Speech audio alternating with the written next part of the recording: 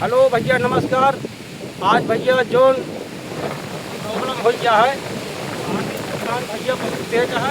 हमारी भी चद्दर उड़ गया है तो संयक चद्दर रही होकर हम जल कुल घरों पकड़ कर लटका रहे हैं। भैया आपको सबके एकदम हिफाजत से रहा, लड़कियाँ बच्चा जोन मतलब जानवर ओनर हो और जो ना हो जो ना हिसाब से रखा जा भैया। खूब जान बेहतरीन हवा चलती है।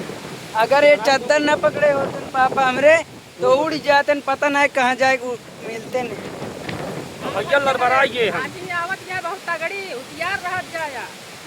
अलर्ट आ रहा ना वही मोबाइल पे। अब भैया हाँ मोबाइल चूँ चूँ करे लाग ना, हम तो घबराइए जान लिया। चू चू ना संदेश देत रहन। अच्छा, हाँ। हमारे लाग गया खुदा चद्दर। क्या हमारे दुल्हन लाग का होता है, इनका बिगड़े तो भागी ही। बस भैया ऐसे ऐसे सबको बना रहा और थोड़ा होशियार भैया रह जाए जानता है सब क्यों भैया या तो का मतलब भगवान के देन या छीन भरे में का हो जा का ना कुछ पता ना है ना। बस भैया इतनी बात रही, नमस्कार।